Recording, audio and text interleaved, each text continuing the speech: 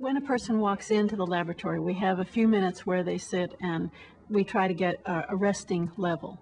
And interestingly, highly forgiving people have lower blood pressure just walking around in the world every day. But when we bring them into the lab, we ask them about a time when someone betrayed them, and everybody's blood pressure increases when they talk about this emotional moment.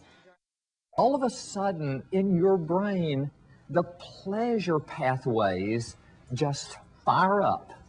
This is the same pleasure pathways that light up when you have a craving for a food, when you have a craving for chocolate. So we have a biological process that's happening in our brain that rewards us for paying people back.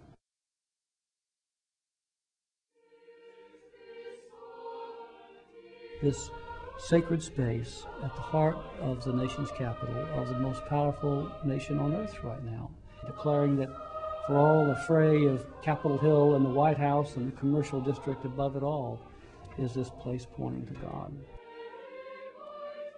Augustine said, "Our hearts are restless until they find their rest in Thee, O Lord." There is a sense of prayer and this house of prayer as a place in which people of all faith traditions may come searching for that home.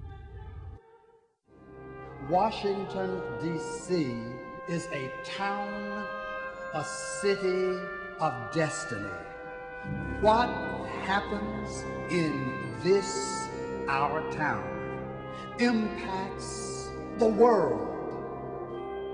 It's true that it's tempting for us who are part of the cathedral community to think that if we make great talks at the cathedral, we bring the right people together in the cathedral, we have great preaching at the cathedral, that we've done our work.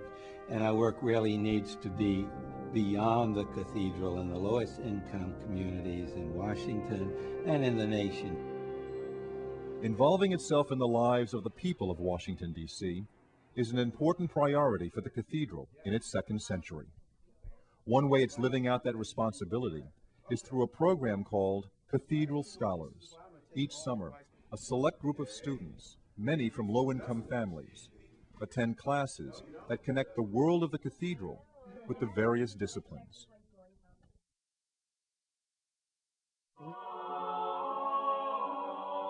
He could have such a very deep faith even in the midst of incredible darkness.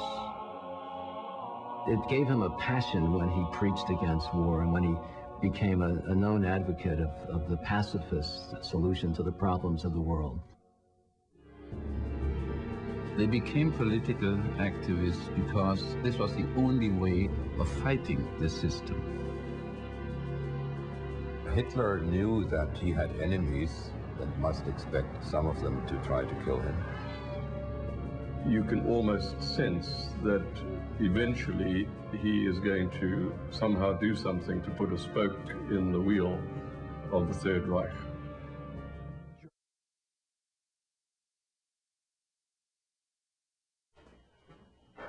You know, my tuberculosis makes it impossible for me to return to Africa.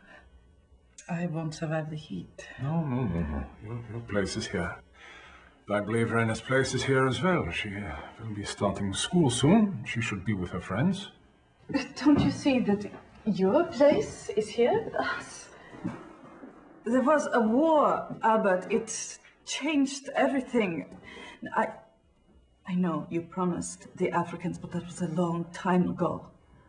And you have a family now. Let others do that work. I began that hospital. We began that hospital.